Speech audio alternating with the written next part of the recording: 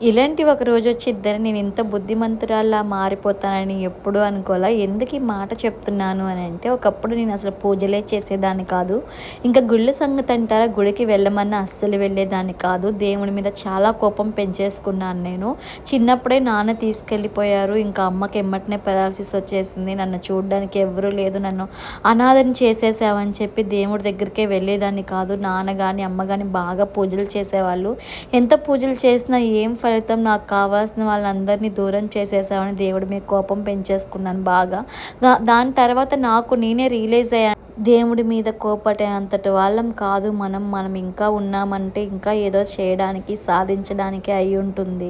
నా కోసం ఇంకా ఎదురు చూసేవి చాలా ఉన్నాయేమో, మనం ఇంకా ఏదైనా సాధించాలేమో, అందుకే దేవుడు ఇట్లా మనల్ని పరీక్షిస్తున్నారేమో, మనం ఎందుకు ఆయన మీద కోపం పెంచుకోవడం అని చెప్పి ఒక్కసారి టెంపుల్కి వెళ్ళడం స్టార్ట్ చేశా. నా లైఫే మారిపోయింది. ఎన్నో కష్టాలు వచ్చాయి నేను టెంపుల్కి వెళ్ళేటప్పుడు కూడా, కానీ ఎక్కడా నేనైతే దేవుడు చెయ్యి అయితే వదిలిపెట్టలేదు. ఆయన కూడా నా చెయ్యి అయితే వదిలిపెట్టలేదు.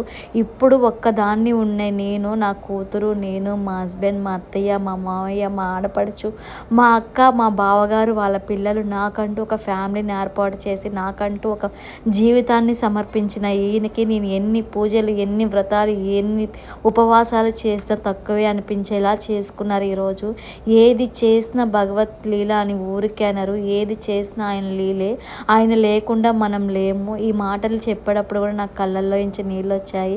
ఎందుకంటే ఎక్కడో ఉండే నేను ఈరోజు నేను ఇలా ఉన్నాను అని అంటే ఆయన కారణమే అనమాట. తినడానికి తిండి కూడా లేని రోజుని కానించి ఈ రోజుకి 10 మందికైనా నేను పెట్టగలననే స్తోమతని నాకు ప్రసాదించిన వీళ్ళకి నా లైఫ్ గురించి ఇలా చెప్తూనే ఉండాలే కానీ ఒక సినిమానే తీయచ్చు. వాటి గురించి మనం తర్వాత మాట్లాడుకుందాం. ఫైనల్గా ఈ అక్షయ తృతీయ అయితే మా ఇంట్లో చాలా బాగా పూజ చేసుకున్నాం మేమైతే. అత్తయ్య వాళ్ళు కూడా వచ్చారు. ఫైనల్గా పూజ అంతా అయిపోయినాక అత్తయ్య హారతి ఇచ్చి కొబ్బరికాయ కొట్టిన తర్వాత, మేము చిన్నవాళ్ళం కాబట్టి తర్వాత మేము హారతి ఇచ్చి కొబ్బరికాయ కొట్టి దండం అయితే పెట్టేసుకున్నాం. నేనైతే చాలా అంటే చాలా హ్యాపీగా ఉన్నా. నా దగ్గరికి వచ్చేటప్పుడు అత్తయ్య ఇంట్లో దండం పెట్టుకొని వచ్చేసారు. అత్తయ్య కూడా దేవుడి దగ్గర నైవేద్యం ఏదో ఒకటి వండాలి కాబట్టి ఇంక సపరేట్గా ఎందుకు వండమని చెప్పి ఇద్దరికి కలిపి నేను కిందే పరవన్నం వండేశాను. ముందు కింద దేవుడికి నైవేద్యం తీసిన తర్వాత అక్కడ మళ్ళీ పైకి గిన్నెలో సపరేట్గా తీసి నైవేద్యం.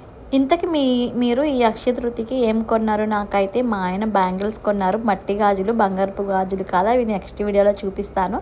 ఇంకా ఈ వీడియో అంతే, మళ్ళీ కలుద్దాం. Bye bye.